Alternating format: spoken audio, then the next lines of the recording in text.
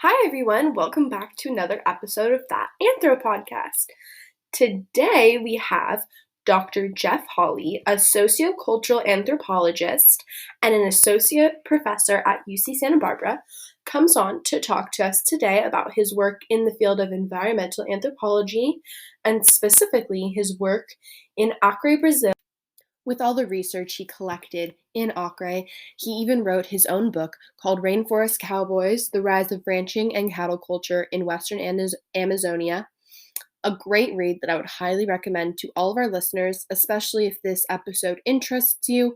It really goes into more depth about the topic, Acre, the history, because Acre has such a rich history that really connects it to why the people have the relationship with cattle that they do now. And he does a wonderful, wonderful job about explaining that.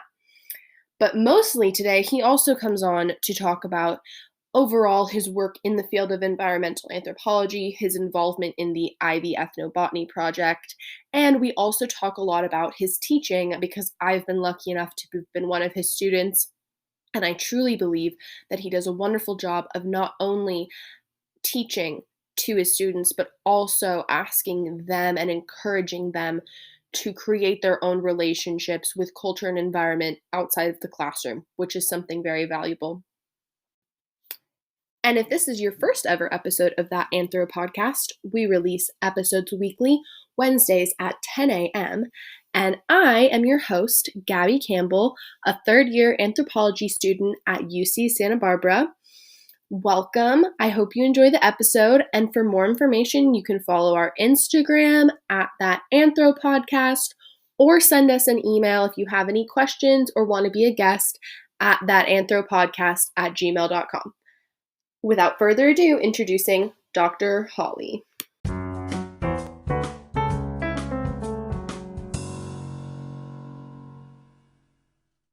Hi, Dr. Hoelle. Welcome to That Anthro Podcast. Thank you so much for coming to talk with me today. I'm so excited to have you on. Thank you very much. I'm really excited to be here, and I think this is a great thing you're doing. Happy to be a part. Thank you. So I've been lucky enough to be one of your students, and I really admire your ability to not only teach about anthropology, but I feel like you also really inspire your students to interact with and evaluate their own relationship to culture and environment. And one of those initiatives that I feel like was really impactful was field exercises in your environmental anthropology class. So even with it being taught via virtual instruction, you still created fun assignments that asked us to safely and responsibly, amid this pandemic, examine our immediate environment, whether we were at home or quarantined in Isla Vista. So how do you feel like these exercises have helped provide a deeper understanding of the material you teach? Okay, yeah. So you're talking about the most recent environmental anthropology version was remote because of the pandemic, as you mentioned. So I had to change a lot of things because the class always has the emphasis of trying to get students to think about their relationship with the environment, but also getting out there and learning more about nature and the environment in the local setting of Ivy, because students live there for up to 4 years and or more, and they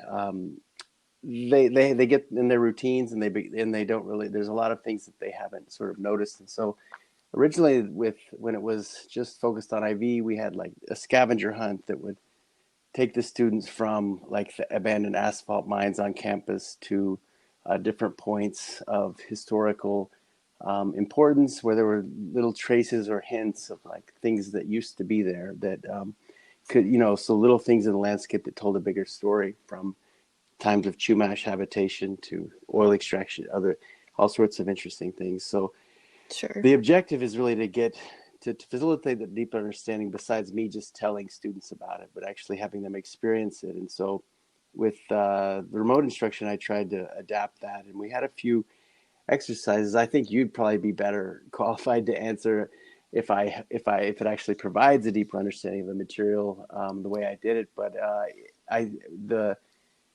the objective is for, regardless of where the students are, for them to be curious and comfortable. So also acquiring the knowledge where they can be comfortable to pick different things that are edible or useful, and begin to engage with the environment on a deeper level.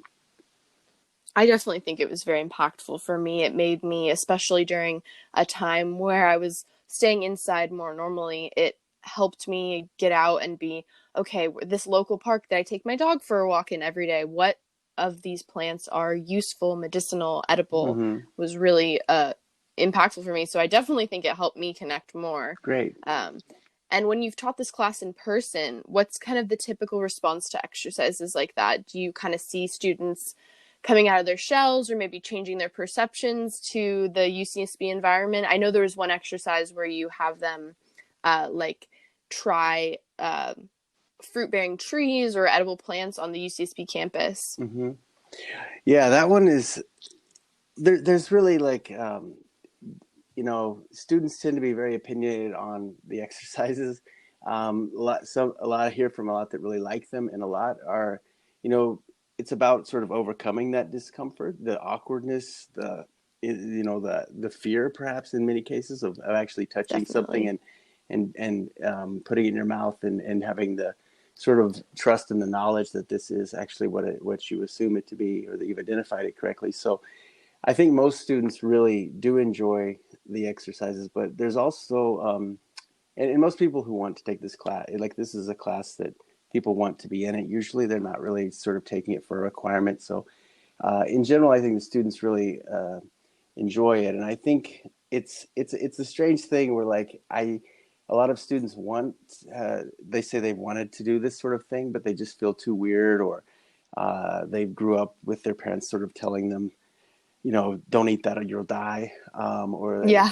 So this is one thing I like about teaching the class, is that I can make it the assignment so that they can say, well, I'm doing this for a class, so I have to do it or whatever. Yeah. But then it's just sort of is a gateway into a whole larger world, because once you do that, you begin to see them in like the Costco parking lot, or even in students' front yards. Like, wow, we have natal plums, and I never knew that. And so in general, I think that's one of the better exercises, getting them out there, because UCSB campus is full of edible and interesting species that have been brought from all over the world by Vernon Cheadle, who was a botanist. It's actually a living sort of laboratory that professors like Bruce Tiffany use to teach about botany. And so it's really a great sort of outdoor classroom. Yes, I definitely think that the hands-on learning is what we definitely need more of, and trying to adapt it so that, of course, it's safe and but it really helps get, as a student, I feel that it helps get me out and about and more involved with my own surroundings. That's something that Mackenzie and I spoke on was, really connecting with your local community and having that basis. Do you feel like these exercises have influenced your own interactions with the environment and physical landscape of UCSB during your time teaching here? They definitely have. I mean, because I learned from students, and this is cross-listed with environmental studies, and there's a lot of ES students who know way more about plants than I do, and about ecological processes and other things. So I learn new things. It leads me to, that's the great thing about plants that I've discovered, is they give you something to talk about and to learn about, and there's a community of people who are interested in them. It's just similar to like if you go bird watching or something. You begin to learn from other people. They tell you things, and it also generates these social relationships that I really value and had never thought of as being important. But as a result of this, like I asked the landscapers on campus, who are often kind of ignored, and but by students and faculty alike. But I've come to know them because I'm like, hey, what is this thing? Or I'll tell them, hey, you could eat that. Or one of the landscapers that I've really become close with, he's from Mexico, and he tells me about, like, for example, the natal plum, using it in making jams and jelly and stuff like that. So it provides me with so much, and I learned so much from it. And I think that the motivation for it was really because when I began teaching this class, I was talking mostly about my research in the Amazon, which is interesting, but it kind of promotes that exoticism I mean, I do my best to sort of mitigate that by the way I teach, but Mm-hmm. I don't want to just give students the impression that there's nature way far away, like be it in the Yeah. Amazon or Yosemite or whatever, but that the environment in nature, they surround us. And if we are just sort of romanticizing and imagining that nature is being far away and wanting to sort of save or preserve or this sort of thing, without any sort of knowledge of like what it's like to actually use something or to care about, um, or to experience that sort of tension of what it's like to actually get sort of dirty in the environment, I think it makes it hard. So I'm trying to sort of help. I wouldn't say all students are like this, but many students who grew up in a really urban environment without a great deal of contact with the world, but who watch Disney movies and that sort of thing, and Yes. who grew up loving animals and nature and having stuffed Yeah. animals and reading about animals and all this, Mm-hmm. um, but maybe don't feel comfortable getting out there. So this hopefully can provide them with that sort of stepping stone to getting out there more. But the next step would be to like caring and understanding, because you have a deeper understanding of sort of environmental Mm-hmm. processes, then you know what the consequence of building that new apartment upstream from the place where you've seen the frogs all these this time or whatever. People become more invested locally, and I think in a more general sense. Yes, and then of course they're sharing that with their families, which is hopefully, disseminating the ideas even more and spreading them. And even when you asked us to look at our own yard and what that says about, what kind of plants we have, the way it's landscaped, and how it kind of relates to other yards in your neighborhood was really interesting, because just the social and societal way that we have cultivated our space is very interesting, and it's very interesting to examine. Um, has What is your favorite class been to teach? Sorry, what's your favorite class been so far to teach? I think it's this class because, Okay. yeah, the environmental anthro, ES 151 and 152. It's just because I've made it more what I wanted it to be over time. Like when I first imagined doing a scavenger hunt or having students go out and look for edible plants on campus, then I was like, wow, I don't think that sounds like a lot of risk, or that sounds like Yeah. students wouldn't like that. But I think I made the class into what I want it to be, where we read really interesting things about like indigenous ecological knowledge, but also we read, things that are of literature and fiction and different popular sources and that sort of thing. But over the years, I've become more comfortable making it how I wanted to be, like where the students can, a couple of years ago before it went remote, the students tried to create natural sort of disguises where they'd hide from me on my way to class. And that was really fun as well, because it forced them to kind of not only pay attention to nature, but to pay attention to like the pattern of ivy, which is Yes. really, really sort of an overlooked thing. Or students wanted to like imitate juniper bushes, but they found out they were super sort of, they really irritate your skin. Um, Oh no. but that talk about like sort of our local environment that's overlooked. It's really these institutionalized landscapes, like on campus or in shopping centers, or that we really, really are comfortable just sort of totally ignoring. But it was interesting to see, and then we had the landscapers actually come and judge their costumes. It was really fun. That's wonderful. Yeah. I'm the next time I see a landscaper on campus, I'm going to take the time to stop and chat with them, because you're right. That's a great way to connect. Um, Yeah, uh, they appreciate it. I mean, they don't want yeah, people, you know, impeding their work. Like they don't want to talk all day, but they like of course. they appreciate being recognized, and they do have a lot of knowledge because they've worked on this campus for a long time as well. Yeah. Another project that you kind of created yourself was Zormek, Okay, yeah. an alien transmitting messages to our class about his reactions to this new and foreign world. How did that start? How did Zormek start? And how you got your kids involved as well? How'd they feel about participating? Sure. So Zormak, that was when we shifted to remote instruction. Really, I don't even know if the decision was made formally, but like basically after the winter. So we had about a week or two to sort of transition to remote teaching, and I was thinking about like just talking into this box to students and never seeing them, and it reminded me of being kind of an alien, sort of floating far away from everything and trying to understand it. And so I decided to sort of go with that of creating a character to replace to some extent the sort of engagement I have with the students that's more fun in the class. So Zormike, yes, he's an alien and he talks like an alien or a robot, kind of. I'm not sure. And he just makes observations about sort of the curious things that he sees humans doing in the world, like you know, creating these perfectly manicured lawns and that sort of thing.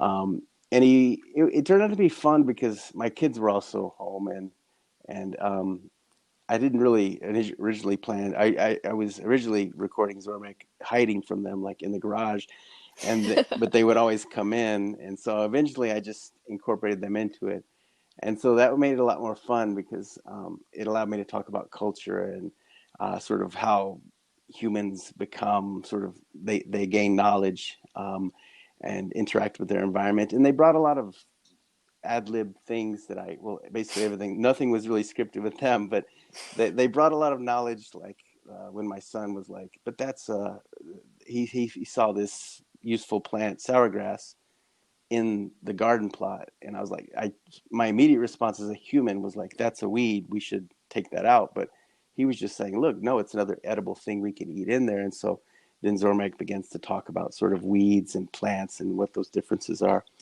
But yeah, they liked.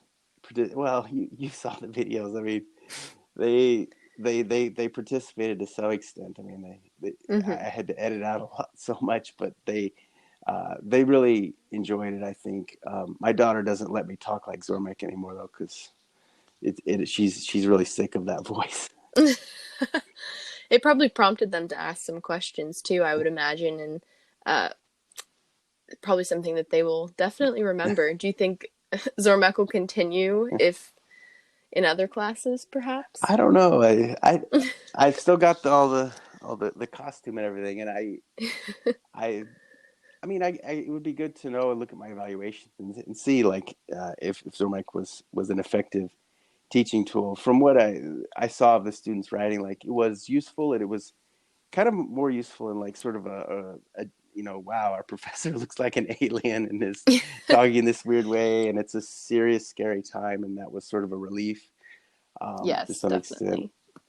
Yeah. I definitely feel like this podcast too is a way that I want, um, especially online, but even in person in these big lecture halls, will sometimes it can be really intimidating to try and connect with your professor who you just see up on this stage talking into a microphone. Hmm. And hopefully, I think Zormek did this by breaking that down and being, oh, no, he's a normal person too, and he enjoys talking about these things and breaking them down so that you're right, it is fun and it's more lighthearted, and it's that it's a different part of education and Hmm. it's fun. And so I think that too with this podcast, hopefully people will listen and feel more inclined to, ask you more and be more interested in your research, and, you know, Yeah. maybe hopefully look for all your classes and then sign up for all of them. Yeah, that'd be great. Yeah, I think that it's a good point you're making, and because that was the thing about teaching online, I didn't feel comfortable making the jokes I used to make in class because it was being recorded, and it also like I would see how terrible my sort of humor was when it was being recorded, and I had to look back at it before I sent it Yeah, you have out. to But watch it back. yeah, so with Zormek, it was like I could sort of outsource the humor to Zormek, and also have a disguise so I could deny that it was me. Yeah. No, that's someone else. Yeah. Well, I'm really glad that I know I appreciated it, and it made my experience in your class a lot better. So thank you for that. Great. Um, Thank you. let's switch gears a little bit. I had the privilege to read your book, The Rainforest Cowboys: The Rise of Ranching and Cattle Culture in Western Amazonia, which I will make sure to link the book below for our listeners, for those of you that want to check it out, because it's really good. It's a great read. And it documents your work in Acre, Brazil, Hmm. or is it's Acre? Acre. Akri. Yeah. agree, examining how cattle culture there developed. So how long did you stay in Acre, and what did your daily life look like while you were there? Right. Yeah. It's cool that you read the book. It was in I think you said earlier, your domestication class, Yes, zoo zoo archaeology archaeology. with Dr. Okay. Sarah McClure. Okay. Yeah. No, the book is a result. When I had written the book, I'd been there about a year and a half doing research in the state of Acre in the western Brazilian Amazon near the border of Peru and Bolivia.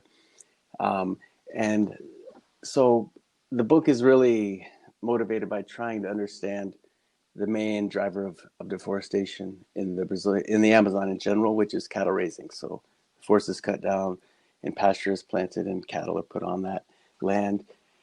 And so when the topic had been studied previously, it was mostly about kind of cattle are worth more than the forest, and there's sort of an economic rationality to the process. But there wasn't anything about the cultural elements of what it means to own cattle and what cattle mean to people, which is a really rich tradition in anthropology in East Africa, particularly, as well as India with the sacred cow. And a lot of anthropology has a lot of examples of just how deep these connections are between humans and their animals. And I wanted to understand what that cultural element. And so I spent a year and a half down there, and I continue to go back every year when that's possible. And I would work with different people who were involved in cattle raising to some extent. And those range from like large scale ranchers who had 5,000 head of cattle and ranches the size of Santa Barbara County um, to people who used rubber tappers who used to rely on the forest primarily harvesting Brazil nuts and tapping rubber. And so they left the forest intact and they derived their living from the forest without cutting it down. So they were shifting to cattle at that time, which was a big sort of, it was all over the press in Brazil that these people who had used to preserve the forest were now cutting it down and raising cattle, even though they used to oppose it. So I worked with these different groups that were raising cattle in different ways. But I also went to, a lot of butcher shops to see, where does this cow end up? I went to slaughterhouses to try to understand, how does this cow that moves, that this rubber tapper family adopts, how does it move through this commodity chain, and where does it end up eventually? I went to barbecues just to see what beef means. And I couldn't have avoided going to barbecues because there's such a crucial social event there. Mm-hmm. But Is it churrascos? yeah, churrasco, yeah, Churrasco. churrasco, yeah, so those are all Acreans and Brazilians in general eat love beef. And beef, there's really a hierarchy associated with different kinds of food in terms of how much strength they give you if you eat filet mignon versus a hot dog, what does that sort of say about you? So it's like about status, trying to understand all of that. So cattle in a really holistic sense, from the thing that the forest is cut down for, to the thing which is consumed, to the thing which is on the feet of the cowboys and holds up their pants with their leather belts and boots, to even the sort of perceptions that we have of the Amazon as a place of nature, as something we see on National Geographic, often without humans in it. And if we do see humans, they're kind of represented in a way of living in harmony with nature as indigenous populations or as destroyers of that area. So how do those ideas that we have externally also relate, sort of influence the things that happen down there, in addition to the demand that we have for things like soy and cattle that are directly and indirectly involved in this industry? So it was, really just old school anthropology in the sense of looking at one thing and trying to follow it where it went, trying to understand all of the different relationships and connections that were involved in this one animal. Did spending so much time there and doing all of that affect your own relationship with cattle and the meat? It did. I mean, I grew up in Texas, and that was one of the things that helped me communicate and establish some sense of understanding with people who raised cattle there. At least I was not like a rancher or anything like that, but I Mm-hmm. grew up, with the culture that was sort of, The cowboy yeah, culture. that was becoming strong there with like the same belt buckles, and people called themselves Mm-hmm. cowboys, and they listened to música country, like country music. So there was a huge, and it was interesting because Brazil has gauchos, which is the gauchos of Argentina, I suppose, is the mascot of UCSB, but Yes. Brazil has gaucho and vaqueiro and these different varieties of cowboys, but what you have in the Amazon are called cowboys. They call it, so they're explicitly connected with this sort of U.S. model of the cowboy. They dress in that way. There's even like sort of the Copenhagen snuff that is produced in the United States. Different things, elements of that, including the music, dancing, all of that, have been taken and sort of mixed with Brazilian traditions. And so coming from that world helped me to understand this topic and establish these connections, because it's really not that easy to do research on these environmental topics when you're talking to the people who are the primary ones destroying the forest. They obviously Yeah. don't want to talk to you. And so that's one reason the topic hadn't been studied too extensively. But the benefit of spending a lot of time there is people begin to trust you, establish friendships. But having coming from Texas and having that background um, helped me a lot, and it helped me also understand the perspectives of people. This is a place far away that I imagined to be completely different, but it wasn't terribly different from the small town I grew up in Texas. I understood the sort of concerns that people had about um, this government, or the Americans or the Europeans are telling me how to use my land. I could see Mm-hmm. how that would I mean, like, probably upset the people I grew up with a lot more. And they would, like, I could totally understand sort of people's perspectives, and I think that was really useful and helped me to get at that depth over time. Definitely. Something else from the book that really intrigued me was all of the kind of personal stories that you included about maybe a particular person that you met and their connection to their specific cattle, Mm-hmm.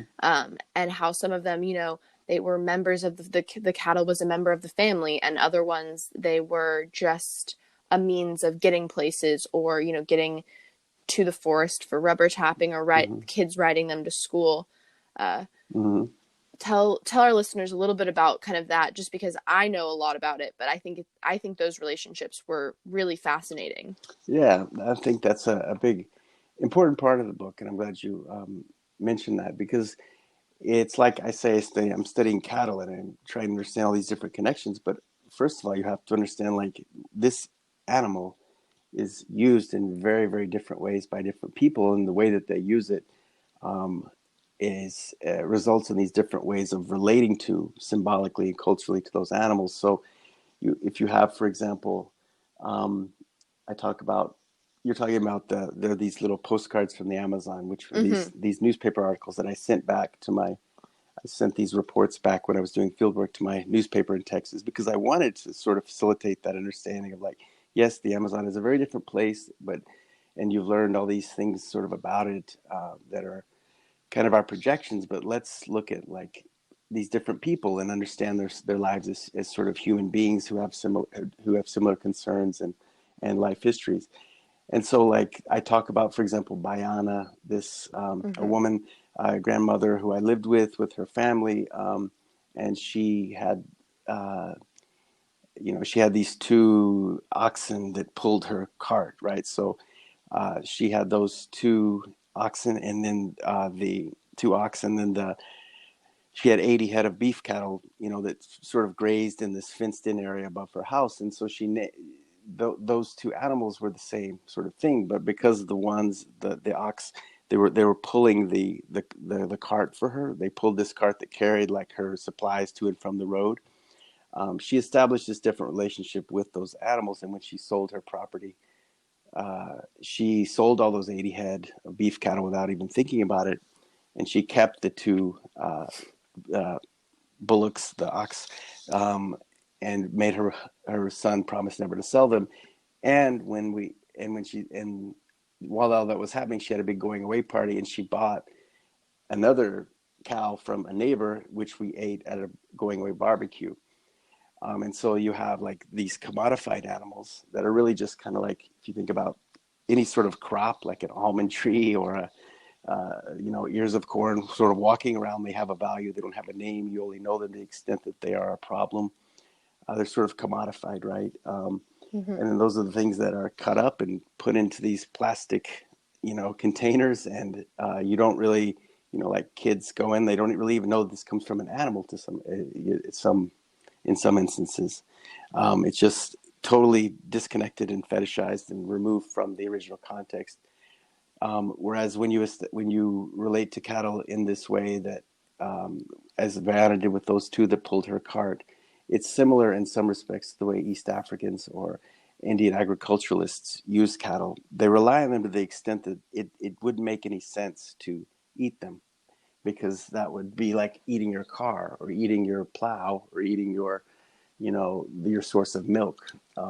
These things that provide something on a daily basis, you naturally establish these relationships with them as well. So there's that economic calculation as well as the fact that there's personal bonds established. You begin to, once you name something, it's hard to eat it as well. So I began to see something that was usually only reserved or talked about in like East Africa or India or these other settings happening in a very capitalist market oriented place. So it was interesting to see how these animals could be defined really, and their use is determined by the relationships that people had with them. Um, and yeah, I think that's the benefit of a comparative analysis, where you're not just looking at the ranchers with their beef cattle and their huge herds, but like different relationships that people have with cattle. Yeah, the different groups and examining what it means to each group. And Mm-hmm. that was something I definitely think that your book captures really well. And moving forward in your research, are you still working with um, in Acre, or do you have plans to do more things? Yeah, I'm still working in Acre. I was planning to go back this summer, but obviously it's not Yeah. possible.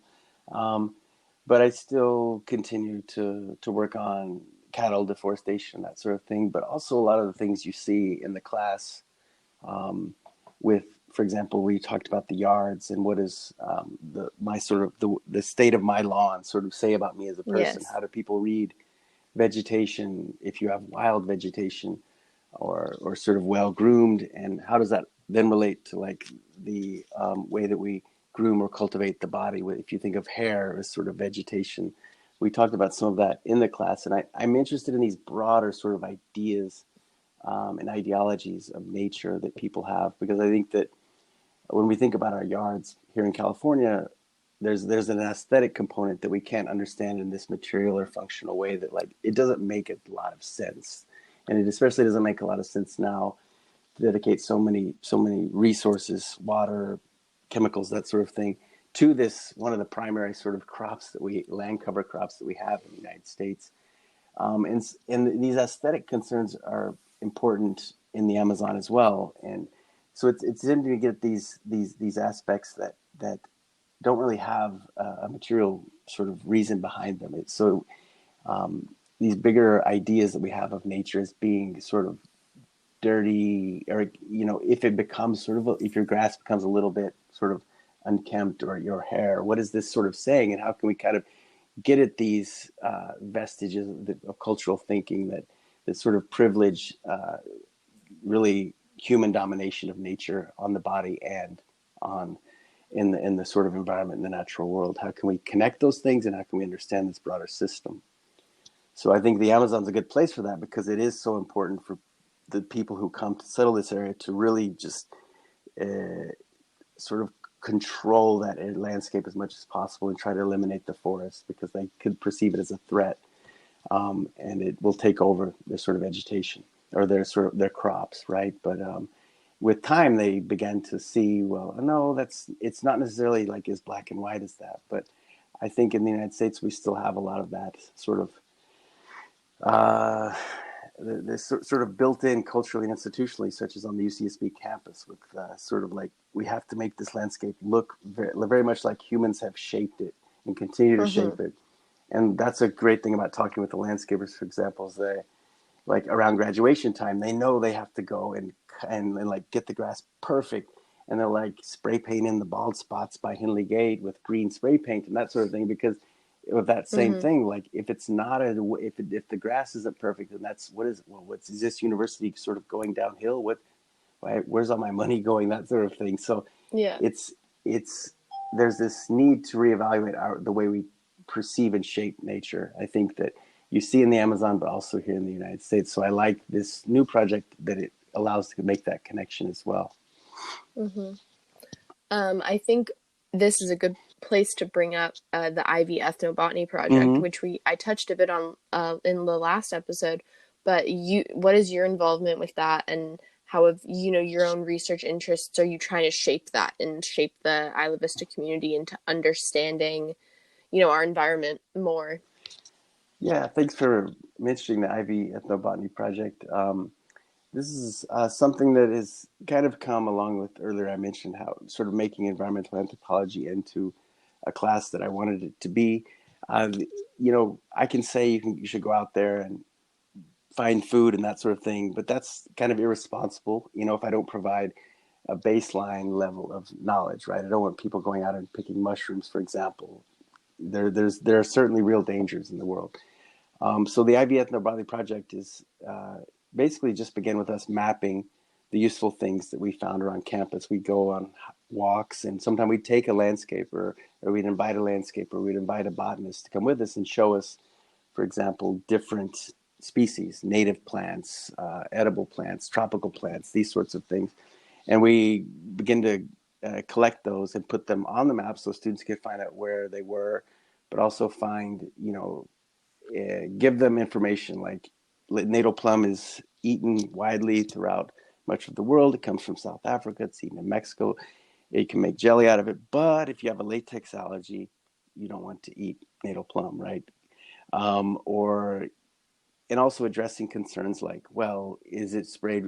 How do we deal with reclaimed water, or Mm-hmm. that sort of thing? Trying to address all the questions that people had instead of just doing it piecemeal every time I made the assignment. We decided to create a site, and it's been really fun because a lot of the students work on the project. It's really just something I sort of created the bare bones outline for, and the students are the ones who've filled it in over time. And so that's a really fun thing, is walking around with the students, them bringing new knowledge, us finding things, them saying, hey, we should talk. I want to focus on Sueño Orchard and the history. I'm like, okay, great. Then make a page, or Chumash Ethnobotany. It's like people have sort of taken their own interests and enriched the site. And I think it's a great resource, and I encourage people to check it out if they want to learn more, because it's a good way, in the absence of having my class, of sort of making that introduction into this broader world. Even just taking a walk and along your normal path, seeing, I agree. I think people should check it out. It's such a wonderful resource. And thank you so much for putting it together. I'm also glad to hear that it's open to students putting what they've learned on there. That's such a wonderful resource. Yeah. Um, Thank you so much for coming on today. I think that's all the questions that I have for you, but I want to encourage everyone to check out Dr. Hawley's book, as well as, if you're a UCSB student, consider talking to him or taking one of his classes. I'm sure that as things go a bit back to normal, we'll definitely have more opportunities to do more things in person, and I definitely plan to have follow-up episodes with people and hopefully make that Anthro podcast even more of a community. So thank you for coming on today. Thank you very much. It was my pleasure.